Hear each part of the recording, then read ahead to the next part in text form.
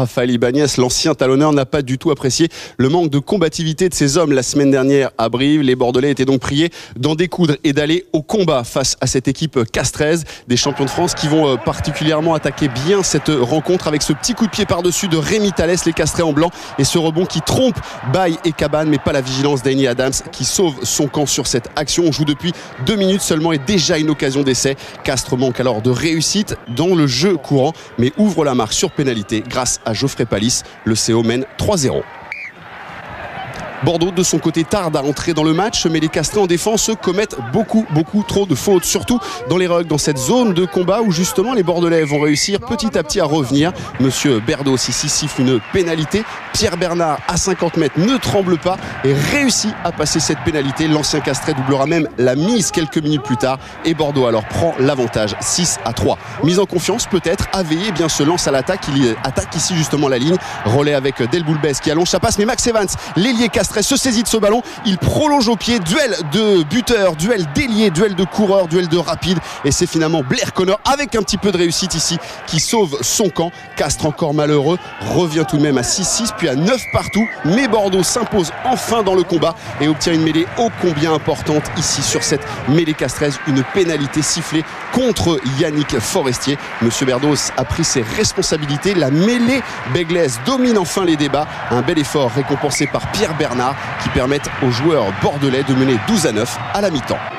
Rodrigo Capo Ortega, forfait de dernière minute côté Castres, semble un petit peu énervé car Castres joue beaucoup, mais c'est Bègle qui mène au retour des vestiaires. Le retour des vestiaires marqué par l'entrée notamment de Rory Cocotte, c'est lui ici qui alerte Boardman qui écarte pour Baye, un relais avec Romain Cabane, le petit coup de pied parfaitement dosé de Romain Cabane et Romain Martial qui vient ici échapper à la vigilance de la défense bordelaise. Romain Martial parfaitement mis sur orbite par ce coup de pied millimétré de Romain Cabane. Martial à la conclusion, c'est un bel essai qui provoque un coup de tonnerre sur Chabandelmas. Les champions de France en effet pour la première fois franchissent la ligne et font le break.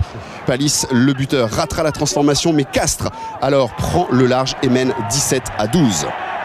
Vexé mais surmotivé, Bordeaux pourtant continue d'y croire et dans le sillage des remplaçants qui ont tous fait une très bonne entrée sonnent enfin la révolte dans cette fin de match. Sur ce ballon porté, les avants bordelais vont avancer sur plus de 20 mètres face à Castres, l'une des références dans le secteur du combat et de la conquête. Un ballon porté qui va permettre cette équipe bordelaise de bénéficier d'une pénalité. Voilà aujourd'hui comment les avants bordelais ont construit ce match, comment ils ont réussi à rivaliser face à des Castrais, et grâce à Pierre Bernard qui doublera la mise quelques minutes plus tard, Bordeaux mène de nouveau. Raphaël Ibanez le sait, un point ne peut suffire car dans les rangs castrés, il y a le meilleur réalisateur de l'an dernier, Rory Cocotte, ici à l'image, qui à 10 minutes de la fin permet au CO de reprendre 2 points d'avance. Le suspense est total, l'air irrespirable dans ce chassé croisé permanent.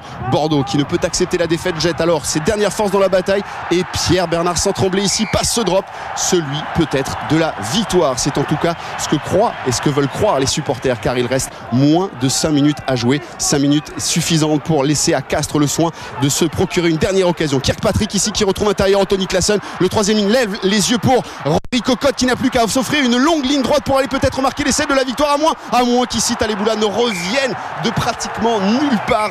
Taliboula qui a quitté son aile gauche pour venir priver Rory Cocotte de l'essai de la victoire. Mais vous le voyez, monsieur Berdos demande la vidéo, il veut juger si oui ou non ce plaquage de Taliboula est dangereux ou pas. Une décision arbitrale qui peut faire basculer la rencontre, ce pourrait être une pénalité pour Castres, mais monsieur Berdos, sur recommandation de son arbitre vidéo, juge ce plaquage tout à fait légal. Taliboula sauve donc Bordeaux de la défaite, énorme soulagement pour Raphaël Ibanez, heureux de faire tomber le champion de France et fier surtout d'avoir retrouvé des guerriers sous le maillot de l'UBB.